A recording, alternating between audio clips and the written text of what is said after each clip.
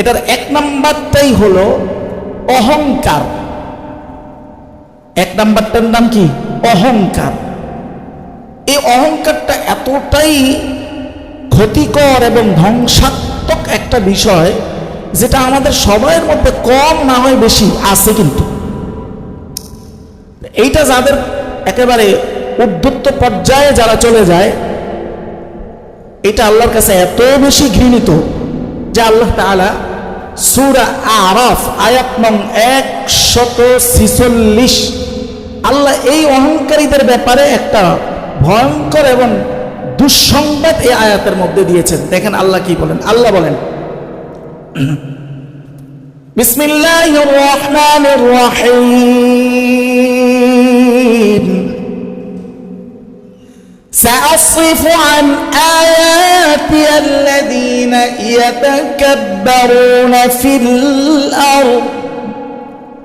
আল্লাহ তাআলা বলতেছেন যে আমি আল্লাহ নিজে দায়িত্ব নিয়ে যারা অহংকারী, জমিনের এই ধরায় যারা অহংকারী, আমি দায়িত্ব নিয়ে এদেরকে আমার ইসলাম, আমার আয়াত, আমার নিদর্শন, আমার বাণী, সত্য পথ থেকে আমি নিজে এদেরকে সরায় রাখি। বলেন না নাউজুবিল্লাহ।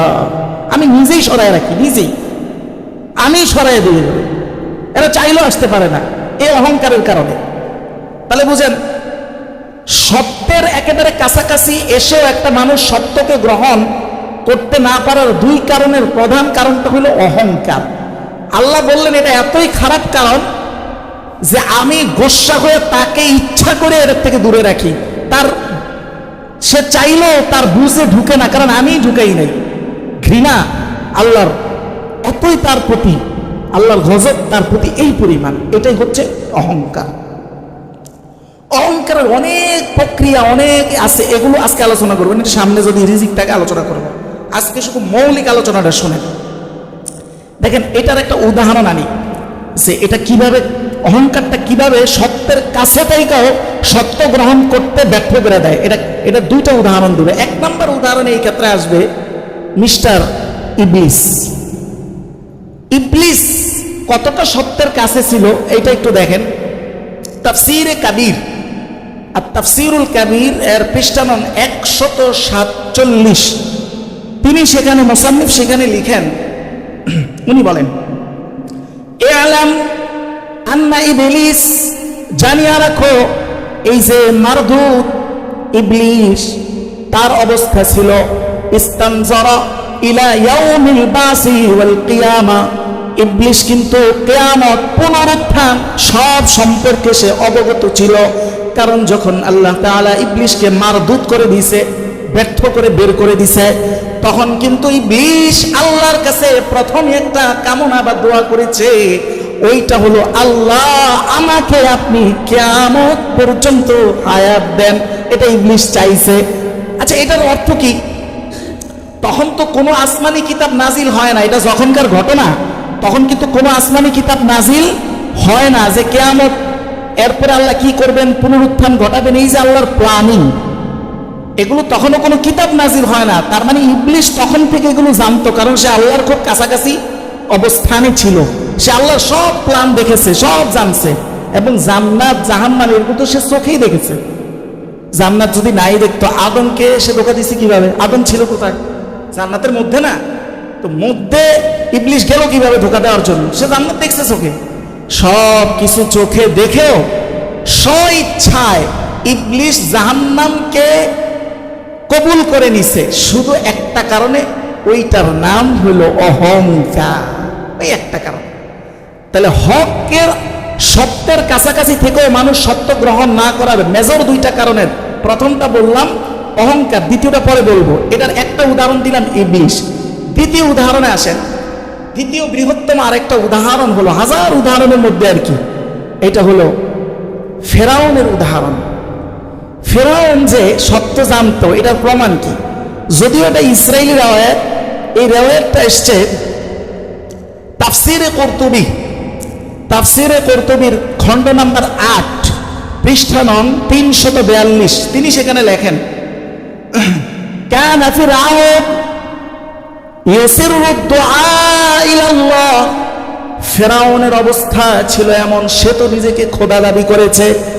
এখন মানুষ তার কাছে ওই জিনিসগুলোই চায় যেগুলো খোদার কাছে চাওয়া যায়। যেমন নীল নদে পানি নাই, আমরা সরকারের কাছে কিন্তু আমরা পানি চাই না, ব্যবস্থাপনাটা চাই। কিন্তু আমরা তো সরকারের কাছে বলি না যে সরকার পানি দাও, পানি দেওয়ার মালিক কে? আল্লাহ। তো ফেরাউন তো খোদা দাবি করছে না, খোদা তো সব ডাইরেক্ট করবে। মানুষ তার কাছে পানি চায়, নীল নদীতে পানি নাই, কিন্তু সে খোদা দাবি করলেও সে তো নিজে জানে যে সে খোদা নয়। সে তো জানে খোদা হইল যিনি আল্লাহ, মুসার খোদা, এ হলো আসল খোদা। তখন ফেরাউন গোপনে ওই আসল খোদার কাছে দোয়া করত যে আল্লাহ তুমি আখিরাতে আমার যত শাস্তি দেওয়া দিও, যা করার করে আমার দুনিয়াতে আমার সম্মানটা বাঁচায় দাও, আমার যে স্ট্যাটাস এটা বাঁচায় দাও। তো সে দোয়া করতো, ফায়াজিদুল কবুল, তার দোয়া আবার কবুলও হইতো। ফেরাউনের দোয়া কি হইতো? কবুলও হইতো, আল্লাহ কবুল করতেন। তার মানে সে সত্য জানতো, সত্য সম্পর্কে সব জেনেও তার ঘরে একজন নবীর লালন পালন হয়েছে, কিন্তু তার কপালে হেতায়াত জুটে নাই। কি কারণ? সে এত সব সত্য দেখেও জেনেও একমাত্র একটাই কারণ, সেটা হলো অহংকার। এটা হচ্ছে সবচেয়ে মেজর কারণ। সব দেখে শুনেও গ্রহণ করতে না পারার একেবারে প্রধান কারণটাই হলো অহংকার। আর এই অহংকারী মানুষকে আল্লাহ সত্য গ্রহণ শুধু সে নিজে করে না, বিষয়টা এমন না, বরং আল্লাহ এই যে সূরা আরাফের 146 নং আয়াতে বলতেছেন, আমি নিজে তাকে সত্য থেকে দূরে রাখি ঘৃণায়। বলেন না নাউজুবিল্লাহ। ফেরাউনের থেকে একটা জিনিস বুঝার আছে, মারাত্মক। এটা কে যেন আমার কোন এক মুসল্লি অনেক দিন আগে আমার এটা বলছে। এই এলাকায়ও নাকি বলে, এটা সব এলাকায় থাকতে পারে, এমন কিছু মানুষ আছে তারা নাকি বলে এখন এটা তো আসলে যাদের মধ্যে আকীদা আছে তারা শুনলে হয়তো বেশি ফায়দা হইতো, যাই হোক আমার বলার কাজ বলতে তো হবে। তারা নাকি বলে যে নামাজ রোজা পড়ি না, ঠিক আছে, ইসলামের পথে চলি না, কিন্তু আমি তো ভালো আছি, সুস্থ আছি, রুজি রোজগার সব তো ঠিক আছে, তাহলে নামাজ পড়ে লাভটা কি? নাউজুবিল্লাহ। দেখেন এইটা জিনিসটা চিন্তা করছেন, ফেরাউন শাসন করছে কত বছর? 400 বছর। 400 বছর যদি ফেরাউন যে স্বৈরাজ শাসন করেছে এবং স্বেচ্ছাচারিতা করেছে, জুলুম করেছে, 400 বছর যদি আমাদেরকে কোনো শাসক জুলুম করতো, আমাদের তো ইমানই হারায় যেত। আমরা মনে করতাম যে আল্লাহর মনে অস্তিত্বই নাই। 400 বছর ফেরাউন সিংহাসনে ছিল, তার ঠিকমতো একটু অসুখও হয় নাই, কত ভালো ছিল। আচ্ছা বলেন তো, 400 বছরে এত ভালো থাকার পরেও ফেরাউন কি সফল না ধ্বংস? তো কি বুঝলেন? এখন আপনার প্রশ্ন আসতে পারে, আচ্ছা তো হিসাব কিতাবটা তো বুঝি না, সে নামাজ পড়ে না, আল্লাহর পথে চলে না, তা ভালো থাকেটা কিভাবে? এইটার মেকানিজমটা আল্লাহ তাআলা সূরা আনআমের আয়াত নং 44 বলেছেন কেন এরা ভালো থাকে। এটা রহস্যটা এখানে বলেছেন। দেখেন আল্লাহ কি বলেন। আল্লাহ বলেন, ফালাম্মা নাসু মা যুকিরু বিহি ফাতাহনা আলাইহিম আবাওয়াবা কুল্লি শাইইন হাত্তা ইযা ফারিহু বিমা উতু আখাযনাহুম বাগতাতান ফাইযা হুম মুবলিসুন। আল্লাহ তাআলা বলেন, ফালাম্মা নাসু, যখন কোনো ব্যক্তি, চাই সেটা সাধারণ ব্যক্তি হোক অথবা শাসক পর্যায়ের ব্যক্তি হোক, ফালাম্মা নাসু, যখন তারা আল্লাহকে ভুলে যায়, মা যুক্কিরু বিহি, যা তাকে আদেশ করা হয়েছে এগুলো সব ভুলে যায়, তখন আমি ধ্বংস করার বদলে আমি আল্লাহ উল্টা কাজ করি।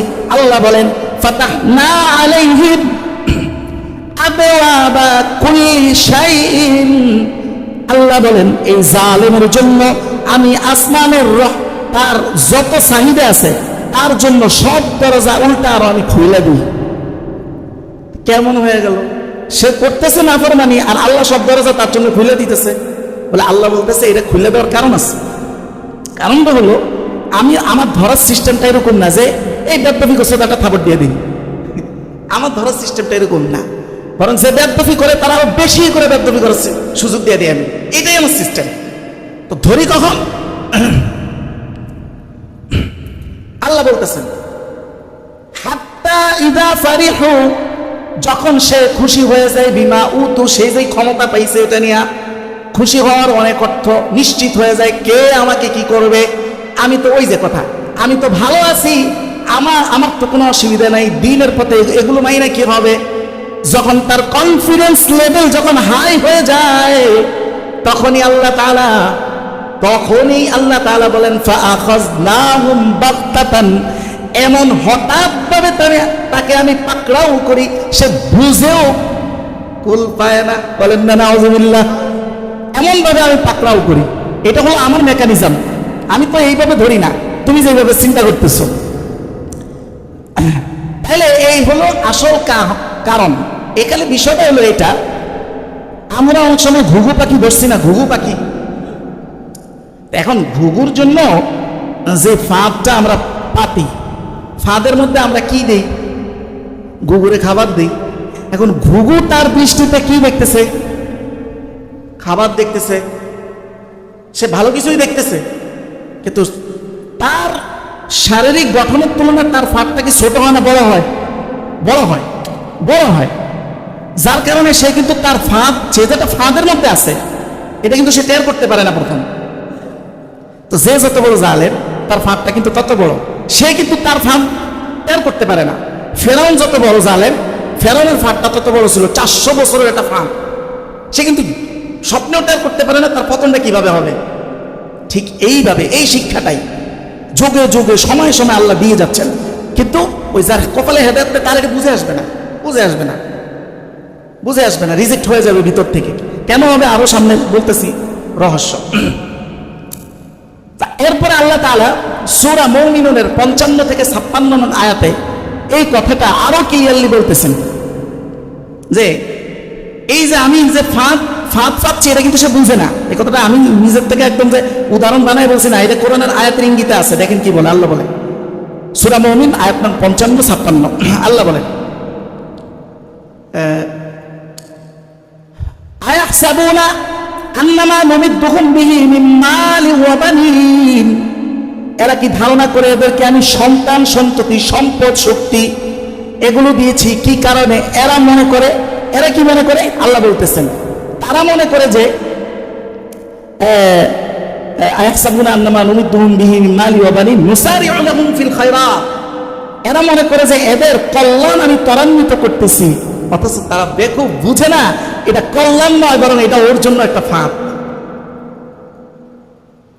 কারণ ফাঁদের রশিটা টান দেওয়ার আগে যে তওবা করে বের হয়ে এসে তো বাইসা যায়, যে ঘুঘুর টান দেওয়ার আগে উড়ে গেছে গা, অত বাইসা গেছে, কিন্তু টান দেওয়া পর্যন্ত যেটা অবস্থান করছে ও তো শেষ, দুনিয়াও শেষ, আখিরাতও শেষ। আল্লাহ ধরা বড় কঠিন। এখন আল্লাহ আমাদেরকে সতর্ক করে বলে, হে মুমিন, তুমি এগুলো দেখা ধোকায় পড়ো না।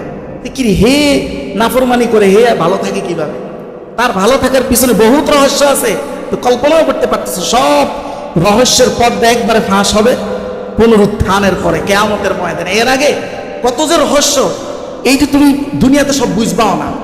এই জন্য আল্লাহ সতর্ক করে বলেন সূরা তাওবা আয়াত নং, সূরা তাওবা আয়াত নং 55, আল্লাহ তাআলা বলেন ফালা তুজিবকা আমওয়ালুহুম ওয়ালা আওলাদুহুম, হে মুমিন, তোমাকে তাদের সন্তান সন্ততি, তাদের শক্তি, তাদের ক্ষমতা তোমাকে যেন আশ্চর্যান্বিত না করে, তুমি যেন ধোকায় না পড়ো। আল্লাহ বলেন আমি যে তাকে এই ক্ষমতা দিয়েছি, এইটা ক্ষমতা দেওয়ার দ্বারা ক্ষমতা উদ্দেশ্য নয়, বরং তাকে আরো বেশি পাপের মধ্যে ডুবে একবারে ধরা উদ্দেশ্য। আল্লাহ বলেন আমার উদ্দেশ্য হলো তাদেরকে দুনিয়া ও আখিরাতের মহা ভয়ানক শাস্তির সম্মুখীন করা। বলেন না নাউজুবিল্লাহ। তাহলে মুমিন তুমি ধোকায় পড়ো না। তাহলে এই যে প্রথম সত্যের কাছাকাছি থেকেও সত্য গ্রহণ করতে না পারার প্রধানত কারণ হিসাবে আমরা পেলাম অহংকার। অহংকার এটা প্রধান কারণ। এটা শুধু কোরআন থেকে ব্যাখ্যা করছি, এটা আধুনিক সায়েন্সও এটাকে স্বীকার করে। আধুনিক সায়েন্স বলে মানুষ যখন তার সেলফ আইডেন্টি, মানে তার পূর্বের বিশ্বাস, পূর্বের থেকে সে যেটা বিশ্বাস করে আসছে সেটা যাই না আসছে, এইটার বিপরীত যখন কোনো কথা শুনে, শত আপনি কোরআন হাদিসের দলিল দিয়ে বলেন না কেন, যখন সেটা শুনে অহংকারী মানুষগুলো, যে যত অহংকার বেশি তার এটা তত বেশি ঘটে। কি ঘটে? মেডিকেল সায়েন্স বলে যে ব্রেনের মধ্যে আমাদের একটা পার্ট আছে, স্নায়ুতন্ত্রের একটা পার্ট আছে, এটাকে বলা হয় অ্যামিগডালা। অ্যামিগডালার কাজ কি? এটার কাজ হলো সে যখন তার সেলফ আইডেন্টিটির বিরুদ্ধে কোনো কথা শুনে, মানে তার পূর্বের বিশ্বাস যেটা, ওইটার বিরুদ্ধে কথা শুনলে সাথে সাথে তার ওই পার্টটা সক্রিয় হয়। এই হিসেবে ওই পার্টের মধ্যে সে একটা হুমকি অনুভব করে।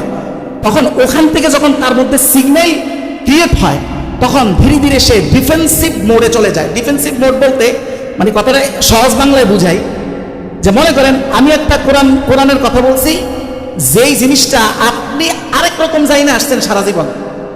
তো যদি লোকটা যদি খুব অহংকারী হয়, শোনার সাথে সাথে তার ব্রেনের অ্যামিগডালা এটা সক্রিয় হয়ে যাবে। এটার মধ্যে সে কি করবে? হুমকি অনুভব করবে, এটা কি করলো, এটা কি করলো, এটা কোনো কথা হলো, আমরা তো এরকম জানি না। এই যে তার ভিতরে এই ভাইব্রেটটা ক্রিয়েট হয়, এইটা তাকে ডিফেন্সিভ বানায়। তার মানে হলো এটাকে প্রতিরোধ করতে হবে, তাকে প্রতিরোধী বানায়। এখন প্রতিরোধ হয় তার শক্তি থাকলে সে জাগাতে চিল্লে উঠবো, আর না হয় বাহিরে যে এটাও যদি না পারে তাহলে বাহিরে যে সে একটা ভয়েস ক্রিয়েট করার চেষ্টা করবে, তাও যদি না পারে করবে আর নমাজি পড়তাম না, আর আমুই না আমি। এটা মেডিকেল সায়েন্সও ঠিক এই ব্যাখ্যাটাই করে যে হ্যাঁ এটা হয়, এটা মানুষের স্বভাব। তবে এটা সবচেয়ে বেশি হয় অহংকারের কারণ, অহংকারের ইয়া থেকে এই জিনিসটা উৎপত্তি হয়। তাহলে 1 নম্বর, সত্যের কাছে থেকেও সত্য গ্রহণ করার 1 নম্বর, গ্রহণ না করতে পারার 1 নম্বর কারণ পাইলাম অহংকার। 2 নম্বর কারণ, 2 নম্বর কারণটা খুব ভয়ঙ্কর। এটা খুব বেশিরভাগ আমাদের মধ্যে অলরেডি আছে, শুনলে আপনি অবাক হবেন। সেটা হলো বাপ দাদার দোহাই। কি? বাপ দাদার দোহাই। পূর্ববর্তীরা তো, যেমন আমাদের সমাজে মানুষ প্রশ্ন করে না যে তো আমগো হেরা কি ভুল করছে, আমগো পূর্ববর্তীরা পূর্বসূরীরা কি ভুল করছে, ওনারা কি ভুল জানতো, ওনারা কি কিছুই জানতো না? এই প্রশ্নগুলো তাদের আসে কোন সেন্স থেকে? এটা তো কোরআন থেকে শুনেন যে এই মানুষগুলো, এই দ্বিতীয় কারণ হলো বাপ দাদার দোহাই।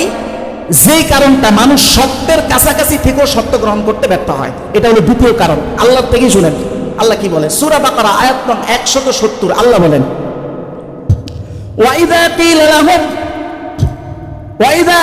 লাহুম ইত্তাবিউ মা আনজালাল্লাহ ক্বালু, যখন তাদেরকে এই স্বভাবের লোকদেরকে যখন বলা হয়, বাল ক্বালু ওয়াইদা কিলা লাহুম ইত্তাবিউ মা আনজালাল্লাহ, আল্লাহ যা নাযিল করেছে এটার অনুসরণ করো, তখন তারা বলে, ওই এটা যদি তার আগের বিশ্বাসের সাথে না মিলে, তখনই তারা কি বলে? ক্বালু, তারা বলে বাল নাত্তাবিউ মা আলফাইনা আলাইহি আবানা, বরং আমরা অনুসরণ করব ওই পথ যেই পথের উপর আমাদের বাপ দাদাদেরকে আমরা পাইছি। কার কথা? কথা বলে না, কার কথা?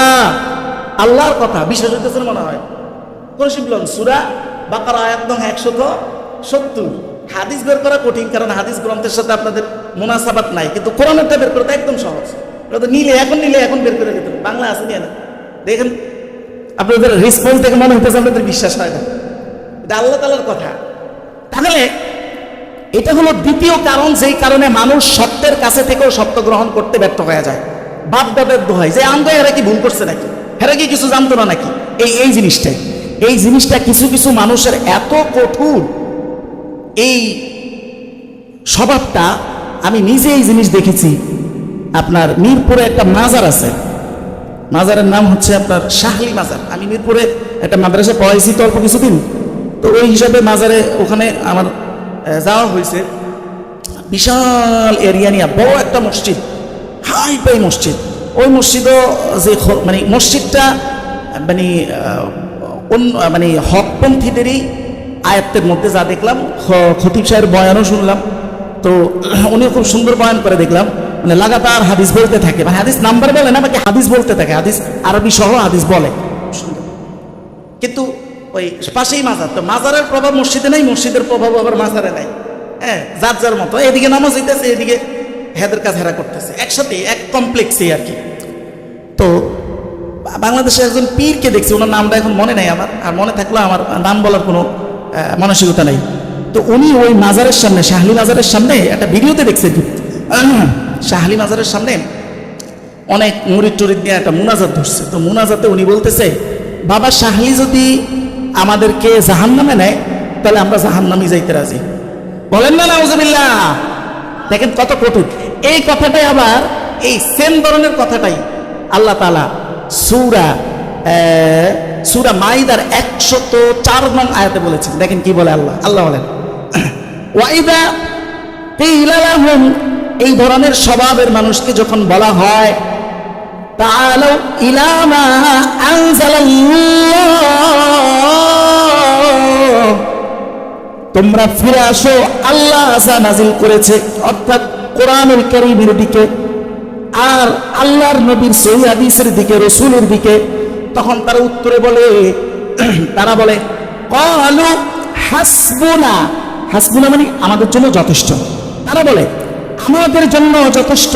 ক্বালু হাসবুনা মা ওয়াজাদনা আলাইহি আবাআনা, আমাদের জন্য যথেষ্ট ওই পথ যেই পথের উপর আমরা আমাদের পূর্ববর্তীদেরকে পেয়েছি। একই কথা কিন্তু বাবা শাহলি যদি জাহান্নামে না তো জাহান্নামেই যাবো। বলেন না নাউজুবিল্লাহ। এই সেম কথাটাই আল্লাহ তাআলা বলছেন। দেখছেন এরা এই বিষয়ের উপরে তারা এতই কঠোর। সূরাতুল যুখরুফের আয়াত নং 22 আল্লাহ তাআলা বলতেছেন, বাল ক্বালু ইন্না ওয়াজাদনা আবাআনা আলা উম্মাতি ওয়া ইন্না আলা আতারিহিম মুহতাদুন। আল্লাহ তাআলা বলেন এদের বক্তব্য হলো, আমরা আমাদের বাপ দাদাদেরকে একটা নিয়ম অনুসরণে পেয়েছি, যদি আমরা হেদায়েত পাই তাদের পথেই পাবো, হেদায়েত তাদের পথের বাহিরে কোনো হেদায়েত নাই। বলেন না নাউজুবিল্লাহ। মানে কোরআনে কি আছে হাদিস কিছু না, কি পাইছে আগের থেকে কি জানতো, কি শিখানো হয়েছে বাস ওটাই। আপনার তো বললো সে উল্টাইয়া দেখবেন, মানে এখান থেকে এখানে তাকে কোরআন শরীফ আপনার তাকে বললো সে উল্টায় দেখবে না, তার এই মানসিকতাই নাই। এই কথাগুলি আল্লাহ তাআলা এই আয়াতগুলোতে বলেছেন। এখন এই যে আল্লাহ এই যে স্বভাবটা, এটাকে মেডিকেল সায়েন্স বলে যে অথরিটি বায়াস, আরেকটা বলে যে কগনিটিভ ডিসনেন্স। কগনিটিভ ডিসনেন্স মানে হলো একটা মানুষ যখন তার পূর্বের বিশ্বাসের বিরুদ্ধে কোনো কথা শুনে, সে আগে একরকম জানতো, হঠাৎ করে অন্য এক হুজুর আইসা একটা বলছে যেটা সে তার আগের বিশ্বাসের সাথে মিলে নাই। তো সাথে সাথে মানুষের মস্তিষ্ক এমন একটা অবস্থা ক্রিয়েট করে যে তার মধ্যে একটা অবসাদ অথবা একটা অসারতা কাজ করে। তখন সে অনেক সময় যদি সে অহংকারী না হয় তাহলে ধীরে ধীরে আস্তে আস্তে মাইনা নেয়, আজকে অহংকারী হয় তাহলে পিছনের দিকে চলে যায়। আরেকটা হলো অথরিটি বায়াস। এই আয়াতগুলোতে সবগুলো কিন্তু অথরিটি বায়াসের কথা বলছে।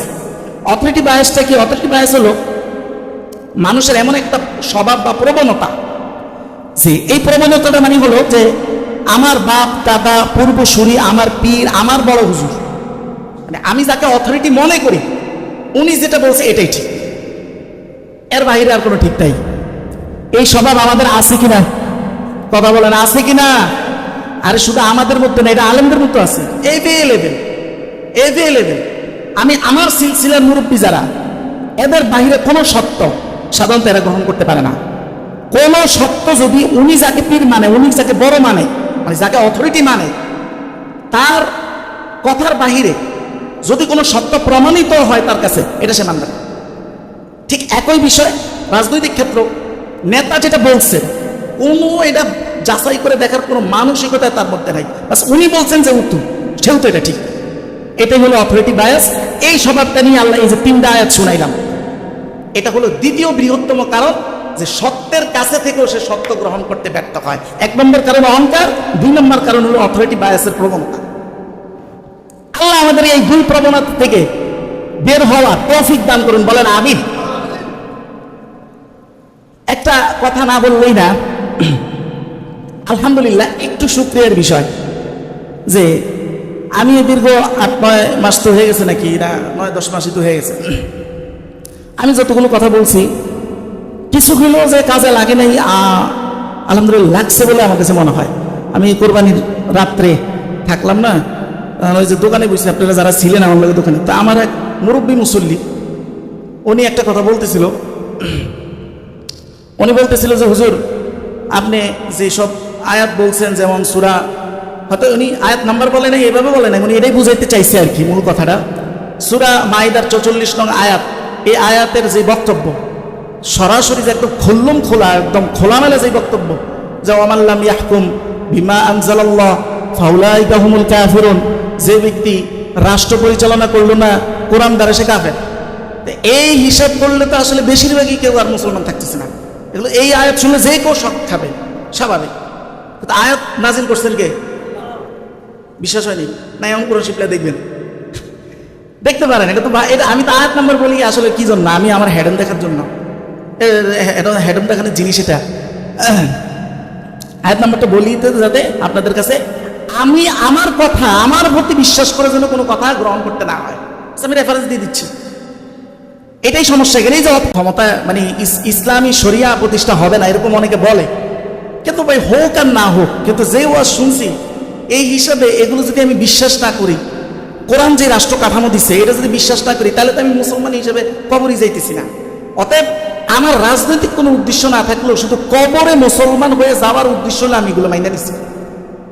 এই কথাটা শুনলে আমার খুব ভালো লাগছে, আর বেশি খুশি লাগছে এটার জন্য যে উনি আমার এক্সাক্ট উদ্দেশ্যটা বুঝতে পারছেন। আমার উদ্দেশ্যটা কি দেখেন, আমার উদ্দেশ্যটা কি কি বুঝছেন উনি, উনি সঠিক বুঝছেন। দেখেন এখানে আমার আওয়াজ যারা শুনে সামনের কাতারে সব মুরব্বী, ইনাদেরকে কোরআনের যে রাজনৈতিক পাঠগুলো আছে এগুলো শোনানোর মধ্যে কি ফায়দা বলেন? ইনারা কেউ এনাদের কোনো রাজনৈতিক ক্যারিয়ার কিন্তু আর গড়বে না। উনি কিন্তু বসে যান আমনে, আপনার যে বয়সটা, এই বয়সে কিন্তু আপনার কোনো মাঠে ময়দানে নেতৃত্বের কোনো ক্যারিয়ার গড়বে না, এটা আপনিও জানেন আমিও জানি। আর আমি ব্যক্তিগতভাবে নিজের কখনোই নেতৃত্বের যোগ্য বলে মনেই করি না। আমি মনে করি আমি সর্বোচ্চ গবেষক হইতে পারবো, থিওরির দিক থেকে আমি কাজ করতে পারবো, থিওরিক্যাল বয়ান তৈরি করা, কথা বলা, রেফারেন্স, এইগুলো মানে গবেষণা, পড়াশোনা, এডুকেশনাল পারপাসে কাজ করতে পারবো। তা আমারও এই উদ্দেশ্য নাই। তাহলে এটা বলার উদ্দেশ্যটা কি? উদ্দেশ্যটা হলো জীবনে যাই করছেন না করছেন, অন্তত এগুলোর প্রতি যে আপনার ইমানের ঘাটতি ছিল, এই ঘাটতিটা পুরা করে অন্তত যেন আপনি মুসলমান হয়ে কবরে যাইতে পারেন, এই উদ্দেশ্যে আমার বলা। আর উনি এই উদ্দেশ্যটা মাশাআল্লাহ ধরতে পারছে। আর কোনো উদ্দেশ্য নাই। আমি গিয়ে এলাকার চেয়ারম্যান হব, মেম্বার, কিছু কোনো সম্ভাবনা কিছুই নাই। এখন পর্যন্ত কোনো রাজনৈতিক দলের, ইসলামিক আন ইসলামিক কোনো দলের সামান্য একটা কর্মী পদ এখনো আমি নাই। তা আমার উদ্দেশ্য কি? উদ্দেশ্য হলো এই চিন্তার ভুলগুলো ধরাইয়া দিয়ে অন্তত আপনার কবরের যাত্রাটা যেন মুসলমান হিসেবে হয়, আল্লাহ যেন কবুল করে, বলেন আমিন। এটাই উদ্দেশ্য, আর কোনো উদ্দেশ্য নাই। আমিও জানি আপনি চাইলেও আপনার মধ্যে এতটুকু শক্তি নেই যে আগামী দিন আপনি কোরআনের রাষ্ট্র কায়েম করবেন। আমি এই জন্য বলিও না, বরং আপনি এটা বিশ্বাস করেন কিনা, যদি বিশ্বাসের ঘাটতি থাকে আপনি তো কাফের হয়ে যাবেন। এই শুধু এতটুকু বাঁচানোর জন্য আপনাকে আমি বলছি, আর কোনো উদ্দেশ্য নাই। এতটুকু একটা ছোট্ট মসজিদ, সাধারণ মানুষ, কৃষক মানুষ, মুরব্বী মানুষ, এদেরকে এটি বললে আসলে কি কোনো কিছু করা যাবে? যাবে না তো। আসলে তো বলার উদ্দেশ্য কি? এইটাই যে কবরে আমরা মুসলমান হয়ে যেতে পারি। তা আলহামদুলিল্লাহ কিছু মানুষ হলো এটা বুঝছে।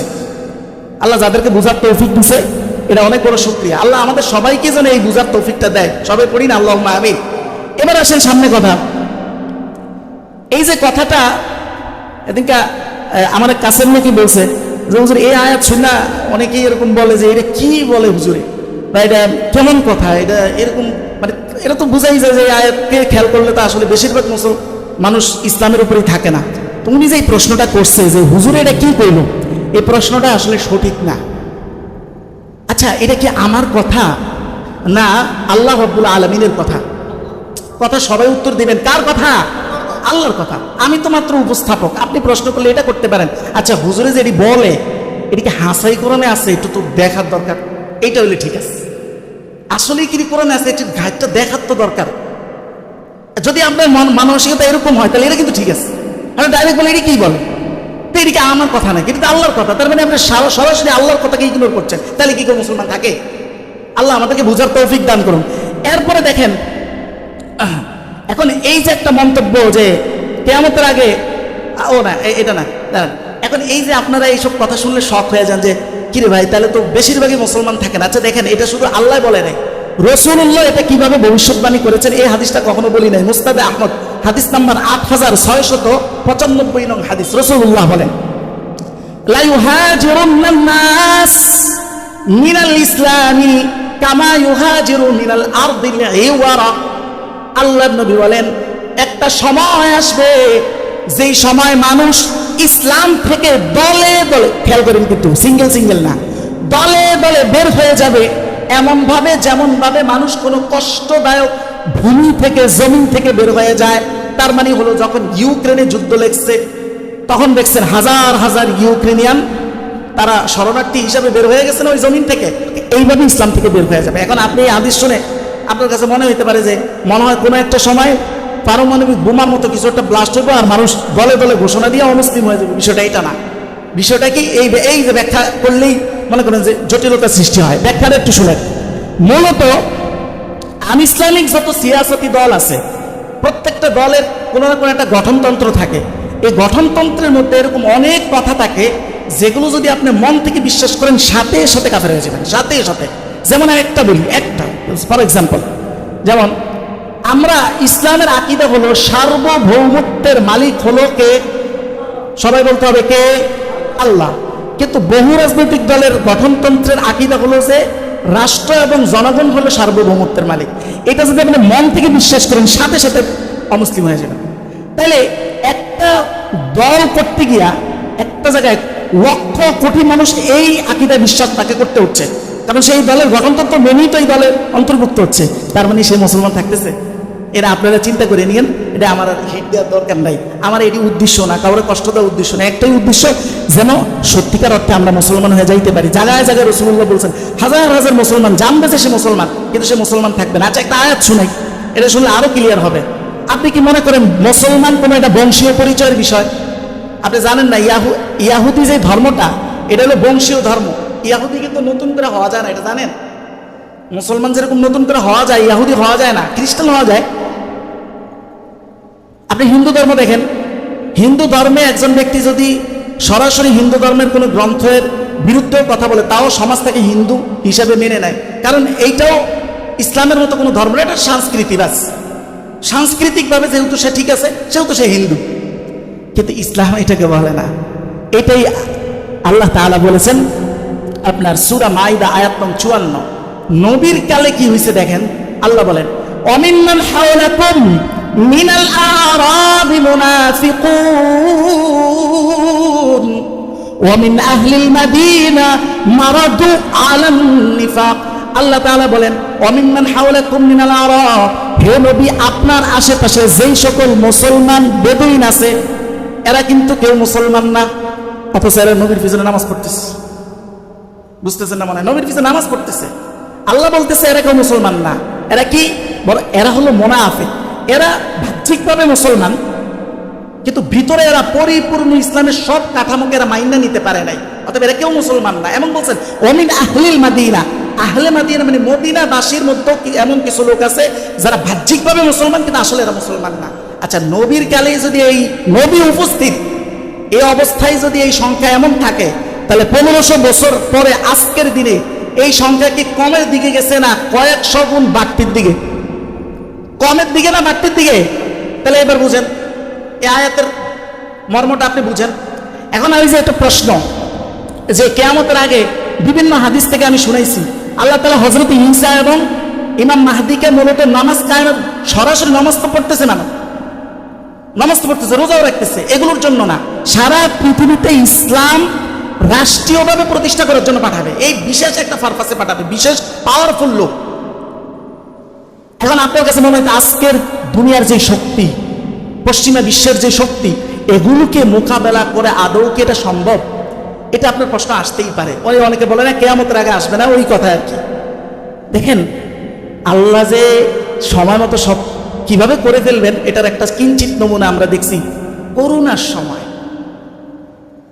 সামান্য একটা ভাইরাস যেটা চোখে দেখা যায় না, মুহূর্তের মধ্যে সারা পৃথিবী ঠান্ডা করে দিলেন। কথা বলেন ঠিক না? ঠিক। মুহূর্তের মধ্যে পৃথিবী ঠান্ডা, কোনো শক্তি কোনো টেকনোলজি কাছে আসতেছে না, যতক্ষণ না আল্লাহ ন্যাচারাল এটাকে ব্যালেন্স না করছেন। যদি তাদের টেকনোলজি কাজে আসতো তবে প্রথম দিনই কাজে আসতো। কথা মনে বুঝতেছেন না? যদি একেবারে এটা তাদের শক্তিতে হয়ে যেত তাহলে এটা এক সপ্তাহের মধ্যে তারা কন্ট্রোল করতে পারত। চেষ্টা তারা করছে বাহ্যিকভাবে, কিন্তু একটা সময় আল্লাহ এটাকে নিয়ন্ত্রণ করছে, না তো কখনোই সম্ভব না। তাহলে দেখেন এটাই আল্লাহ তাআলা বলছেন। আপনার আল্লাহ তাআলা বলেন সূরাতুত তাওবা আয়াত নং 101, আল্লাহ তাআলা এই কথাটাই বলছেন। দেখো এইটা চিন্তার কিছু নাই। আল্লাহ তাআলা বলেন, ইয়া আইয়ুহাল্লাযীনা আমানু মাইয়ারতাদ্দা মিনকুম মান দীনিহি, হে ঈমানদার, যে তোমাদের থেকে বের হয়ে যাবে, ইসলামের কাঠামো যে মানবে না, আমি সময় মতো এই প্রজন্মকে মুছে দেব, মানে এদেরকে ধ্বংস করে দেব। এরা ইতিহাসের আস্থা করে নিক্ষিপ্ত হবে, চাই এদের যতই শক্তি হোক। এই শক্তি যে মুহূর্তের মধ্যে আল্লাহ লাগাম টেনে ধরতে পারেন, এটা সবচেয়ে বড় প্রমাণ হইল করুণা। কথা বলে না, এটা সবচেয়ে বড় প্রমাণ হইল করুণা। এরপরে আল্লাহ বলেন, আমি নতুন আরেকটা প্রজন্ম নিয়ে আসবো, যারা এই বদমাইশদের মতো হবে না, বরং ইউহিব্বুহুম ওয়া ইউহিব্বুনা, এরাও আল্লাহকে ভালোবাসবে আর আল্লাহ এদেরকে ভালোবাসবে। আল্লাহ তাদের অন্তর্ভুক্ত আমাদেরকে করুন, বলেন আমিন। তো এগুলো চিন্তার কিছু না। আমার চিন্তা করতে হবে যে আমার আকীদা বিশ্বাসে এমন কোনো ত্রুটি আছে কিনা যেটার জন্য আমি আমার কবর জগৎ হুমকির মুখে পড়ে। এইটা আপনি চিন্তা করেন। আপনাকে এর চেয়ে বেশি কিছু করতে আমি বলি না। একটা কিছুর জন্য আমি এইসব রাজনৈতিক গল্প শুনাইও না, একমাত্র কারণ আমলের ত্রুটি হইলে ক্ষমা পাওয়ার সম্ভাবনা আছে, অথবা শাস্তি পায়া আল্লাহ আবার জান্নাতে দিয়ে দেওয়ার সম্ভাবনা আছে। কিন্তু যদি আকীদা বা চিন্তার ত্রুটি হয়, তাইলে কিন্তু এখানে আল্লাহ কোনো বিবেচনা করবে না, বিনা হিসাবে জাহান্নাম। বুঝেন এটা কত কত কঠিন বিষয়। আর এই বিষয়গুলো আমরা যুগ যুগ ধরে জানি না, বা হুজুররাও বলতে পারে না, পারিপার্শ্বিক চাপের কারণে। তাইলে ওই যে প্রথম বললাম, মানুষ সত্য গ্রহণ করতে পারে না মেইনলি দুইটা কারণে। একটা হলো অহংকার, 2 নাম্বার কারণ অথরিটি বায়াস। এই অথরিটি বায়াসের কারণে আরো যে কত সমস্যা, মানে আমাদের ধর্মীয় যে দ্বন্দ্বগুলো আছে না, এগুলোর ম্যাক্সিমামটা কিন্তু অথরিটি বায়াসের সাথে সম্পর্কিত। যেমন মনে করেন, কিছুদিন আগে আমারে একজন আপনার না প্রায় 2 মাস বা সামথিং কোন একজন বলছে আর কি, যে হুজুর অমুকটা, আমি ওনার ভালো করে চিনি না, যে আগে মনে হয় প্রথম কয়েক সপ্তাহ নামাজ পড়ছে, ওনার মানে আসে না, যাই হোক। তো বলছে ওনার, আমি বললাম যে ওনার অভিযোগ কি, মানে আমি কি করছি? আমি তো প্রত্যেকটা স্পেসিফিক রেফারেন্স দিয়ে কথা বলতেছি, আমি নিজের কিছু বলতেছি না। তাহলে ওনার অভিযোগ কি? আমার উপরে অভিযোগ মানে তো হয় কোরআনের উপরে অভিযোগ হয়েছে, তার না তো হাদিসের অভিযোগ হয়েছে, এর বাইরে তো আমি কিছু বলি নাই। অভিযোগ কি? কয় হুজুরের অভিযোগ হলো আমি বললে হে নবীর লোকে বেয়াদবি করছেন। তা আমি খুব অবাক দিলাম যে কিরে, কোন কথাটা ওনার কাছে এরকম মনে হয়েছে। খুঁজতেছি তো আরেকজনের লোক এটা শেয়ার করছি, তো উনি স্মরণ করাই দিছে, হুজুর আপনার মনে আছে একদিন একটা হাদিস কইছেন আবু বকরে রসুলের ব্যাপারে বলছে যে রসুল্লাহ মৃত্যুবরণ করেছেন, সম্ভবত এটার জন্য। তা আমি হ্যাঁ হইতে পারে, এটা যেহেতু রসুলের ব্যাপারে সবচেয়ে কঠোর কথা। আচ্ছা বলেন তো, এই যে একটা ব্যাপার সমাজে, রসুল্লাহ কি জিন্দা নাকি রসুল্লাহ মৃত্যুবরণ করছেন? আপনাদের ধারণা কি বলেন তো, একটু বলেন, তাড়াতাড়ি বলেন, কি ধারণা? জিন্দা নাকি মৃত্যুবরণ করছেন? এক একজন এক একটা বলছেন। দেখেন এখানে এক গ্রুপ বলে যে মৃত্যুবরণ করছেন, আরেক বলে জিন্দা নবী বলে না। এই 2 গ্রুপই সমান সঠিক। দুইটা কেমনে সঠিক হইলো এটা একটু দেখেন। ওই হাদিসটাও শোনা হচ্ছে, এই হাদিসের কারণে ব্যাপক হয়েছে। তো সূরা জুমার আয়াত নং 30, কত? সূরাতুজ জুমার আয়াত নং 30, আল্লাহ তাআলা বলতেছেন, হে নবী ইন্নাকা মাইয়িতুন। ভাই মাইয়িত শব্দ কিন্তু আপনারা বাংলায় ব্যবহার করেন, এটা কিন্তু তরজমা করা লাগে না, জানেন তো? মাইয়িত অর্থ কি? মৃত ব্যক্তিকে তো আপনারা মাইয়িত বলেন, তাই না? জীবিত ব্যক্তিকে? আপনি আজকেই যাবেন সূরা জুমার উল্টাইবেন, আয়াত নং 30 বাংলা তরজমা দেখবেন আল্লাহ তাআলা কি বলছেন। ওই বাংলা তরজমা কিন্তু আমি লিখিনি। আর যদি বাংলার উপরে ইয়া না আসে, যেহেতু আপনি আরবি জানেন না, কিছু করার নাই, হয় আপনি ইংরেজি কোনো ট্রান্সলেশন দেখবেন, ওটির ভিতরে বাঙালির কোনো হাতই নাই। দেখেন আপনি, আল্লাহ তাআলা বলতেছে ইন্নাকা মাইয়িতুন, হে নবী আপনি মৃত্যুবরণ করবেন, ওয়া ইন্নাহুম মাইয়িতুন, এরাও মৃত্যুবরণ করবে। তাহলে এই আয়াত কি বললো? রাসূল মৃত্যুবরণ করেছেন কিনা? কথা বলে না, করেছেন কিনা? আচ্ছা, পরে আসতেছি।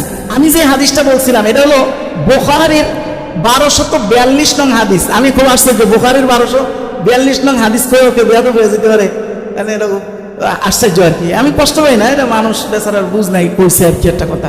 হাদিসটা কি? হাদিসটা লম্বা, আমি মূল অংশটা শোনাই।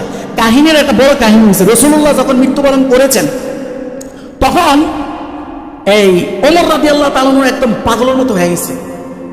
ওমর রাদিয়াল্লাহু তাআলা তরবারি নিয়ে দাঁড়াইছেন, দাঁড়ায়া রসুলের এই লাশ মুবারকের সামনে, রসুলের দেহ মুবারকের সামনে দাঁড়ায় বলছেন, কেউ যদি বলে রসুল মৃত্যুবরণ করছে, আমি সাথে সাথে তার গর্দান উড়িয়ে দিব। এই কথা ওমর বলতেছিলেন।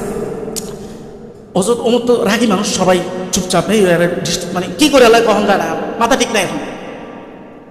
এই মুহূর্তে আবু বকর রাদিয়াল্লাহু তাআলা বাহিরে ছিলেন, উনি বাহির থেকে আসলেন, লম্বা ঘটনা, কিভাবে মসজিদ ঢুকলেন এটা একবার বিস্তারিত শুনাইছি। তো আসার পরে হযরত ওমরের এই অবস্থা দেখে হযরত আবু বকর একটা বক্তব্য দিয়েছেন, কঠিন জটিল বক্তব্য।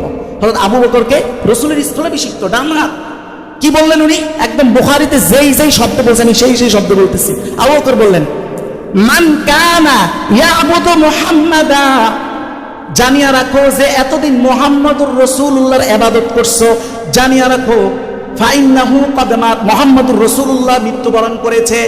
ওয়ামান কানা ইয়াবুদুল্লাহ, আর জানিয়া রাখো যে আল্লাহর ইবাদত করেছো তুমিও জানিয়া রাখো ফাইন্নাহু হাইয়্যুন লা ইয়ামুত, আল্লাহ চিরঞ্জীব, কোনদিন মৃত্যুবরণ করবে না। এটা ছিল আবু বকরের কঠিন বক্তব্য। এই বক্তব্য দেওয়ার পরেই আবু বকর একটা আয়াত পড়লেন। আয়াতটা হলো যে ওমা মুহাম্মাদুন ইল্লা রাসূল, আল্লাহ বলতেছেন যে দেখো মোহাম্মদ তো উনি তো একজন রসুল, কদ খালাত মিন ক্বাবলিহির রুসুল, ওনার পূর্বে রসুলের বহুবচন হলো রুসুল, যে ওনার পূর্বে তো বহু রসুলগণ মৃত্যুবরণ করে চলে গেছে। এখন আফা ইন মাতা আও কুতিলান ক্বালাবতুম আলা আকাবিকুম, এখন উনি যদি মৃত্যুবরণ করে অথবা ওনাকে যদি শহীদ করা হয় তাহলে কি তোমরা তোমাদের গোড়ালির দিকে ফিরে যাবে, মানে আগে যেরকম কাফের ছিল এরকম কাফের হয়ে যাবে? আল্লাহ প্রশ্ন করতেছে, এটা আল্লাহ প্রশ্ন করতেছে। এই আয়াত আবু বকর পড়লেন, পড়ার সাথে সাথে হযরত ওমর রাদিয়াল্লাহু তাআলা হুঁশিয়ার করছে, উনি আস্তে করে তরবারিটা হাতের থেকে ছাইড়ে দিয়ে পাশ করে পড়ছে মাটির মধ্যে।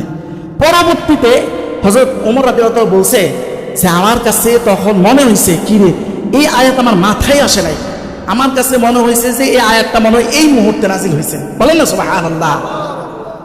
এরপরে সারা জীবন ওমর কি বলছে জানেন?